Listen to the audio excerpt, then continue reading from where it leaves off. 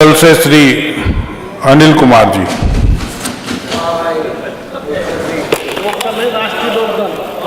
राष्ट्रीय लोकदल से। धन्यवाद मान्यवर, आपने मुझे महामहिम श्री राज्यपाल के अभिभाषण पर बोलने का अवसर दिया। मैं हृदय से आपका आभारी हूँ। माननीय रविदास मेहरोत्रा जी के माध्यम से संशोधन प्रस्ताव जो रखा गया है, मैं उस पर बल देने के लिए खड़ा हुआ हूँ। उससे पहले मैं अपने महापुरुषों को नमन करता हूँ, चाहे संविधान रचयिता बाबा साहब डॉक्टर भीमराव अंबेडकर हो या किसानों की आवाज़ को बुलंद करने वाले चौधरी चरण सिंह हो या समाजवाद की अलख जगाने वाले माननीय मुलायम सिंह यादव जी हो, मैं उनको नमन करता हूँ। मान्यवर, आदरणीय महामहिम राज्यपाल जी ने जो अभिभाषण दिया है वह सिर्फ सरकार के काल्पनिक विचारों पर आधारित है।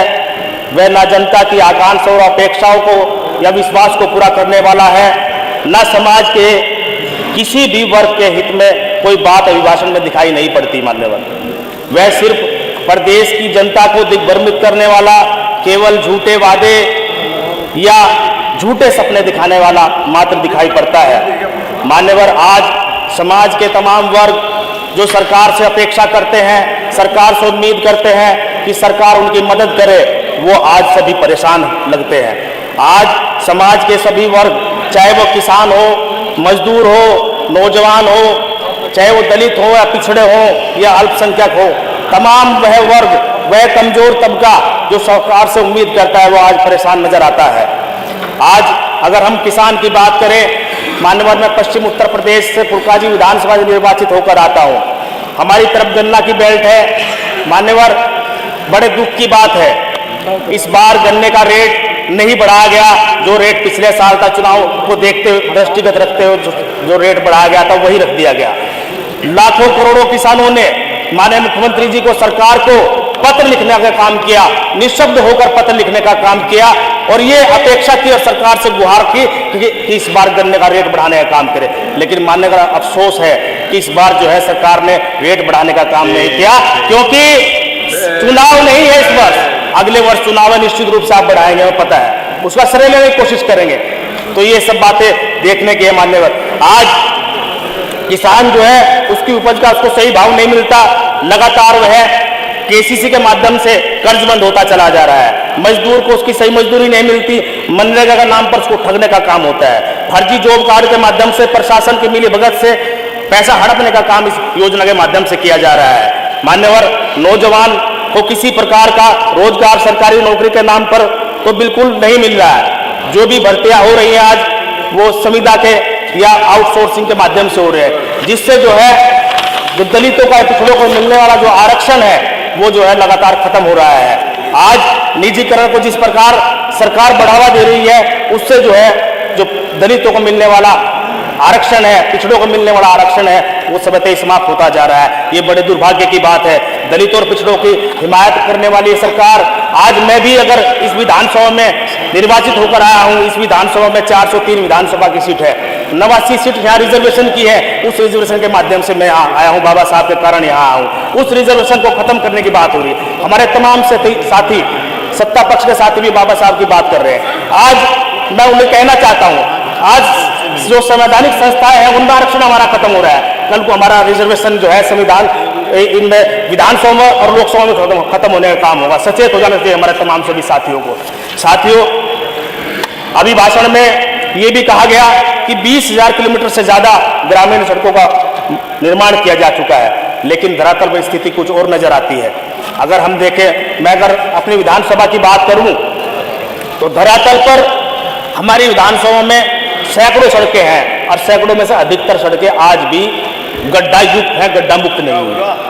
मैं बताना चाहता हूं, मेरी विधानसभा 2007 से लेकर 2012 तक 25 से 30 सड़कें मंडी परिषद से बनी थी। मंडी परिषद का नियम भी ये है कि 8 साल के बाद उनका जीर्णोद्धार होना चाहिए, लेकिन एक भी सड़क पर कहीं भी पैचिंग नहीं लगाई गई है। मान्यवर, बहुत सारी सड़कें हैं। मैं इंगित करना चाहता हूं, एक गांव मेरे क्षेत्र में पड़ता है शेरपुर सदर, उसका संपर्क मार्ग है बुरी तरह से क्षतिग्रस्त है।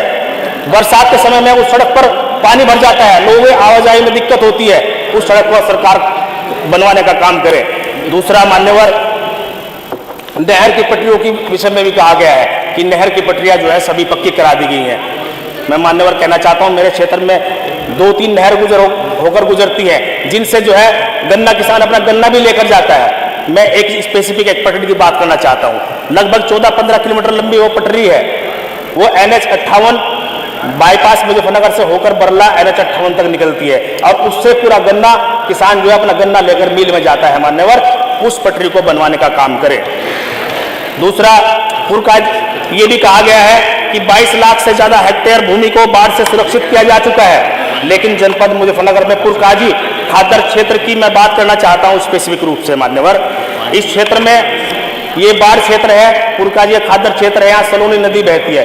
जब बरसात होती है तो किसानों को जान माल का बहुत बड़ा नुकसान होता है। इसमें अभिभाषण में कोई इसकी व्यवस्था नहीं की। मैं सरकार चाहता हूं कि सरकार जो है इसमें बांध की व्यवस्था करवाकर बांध बनवाने का काम करे।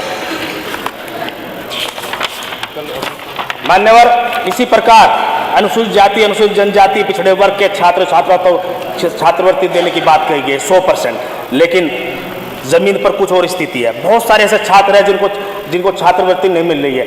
0 बेस पर जो एडमिशन होते थे वो नहीं हो रहे हैं, जिस कारण जो है आज हमारे जो बच्चे हैं दलित होकर पिछड़ों के, वो पढ़ाई से महरूम हो रहे हैं। ये बड़े दुर्भाग्य की बात है।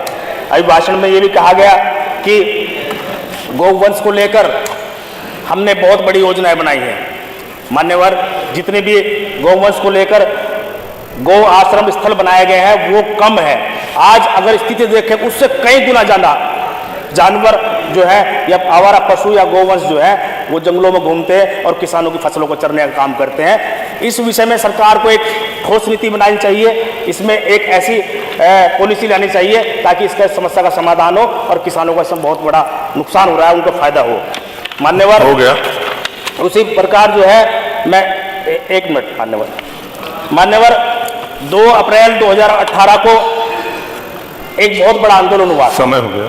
SC/ST अधिनियम के विरुद्ध जब माननीय सुप्रीम कोर्ट ने एक रूलिंग दे दी थी, शिथिल कर दिया था, उसको लेकर बहुत बड़ा आंदोलन हुआ था, पूरे देश में हुआ था। उसमें लगभग 13 लड़के हमारे शहीद हुए थे जो पुलिस की गोली का शिकार हुए थे। उसमें फर्जी मुकदमे कायम हुए हैं। बहुत सारे लड़के हैं जो पढ़ने वाले लड़के हैं। मैं चाहता हूं 2 अप्रैल 2018 से संबंधित जितने मुकदमे हैं सरकार उनको वापस लेने का काम करे। और पुरकाजी बम्बालाल दिवाकर है मान्यवर, पुरकाजी की तहसील बनाने की मांग जो है बहुत दिन से चल रही है। 15-20 साल से लोग वहां मांग कर रहे हैं, उसको जो है तहसील का दर्जा दिया जाने का काम करें। और पुरकाजी कस्बे में ही श्री बम्बालाल दिवाकर जी है, उसको जो है समाप्त करें। बम्बालाल जी खड़े हैं, समाप्त करें मान्यवर। एक प्लीज, बचेंडा रोड पड़ती है, समय देखिए 8 मिनट से ज्यादा हो रहा है। शहर से जुड़ा हुआ है, उसका मेन रोड है वो शहर की, उस रोड का श्री बम्बालाल दिवाकर जी बोले, आप बोले। बम्बालाल जी आप बोले।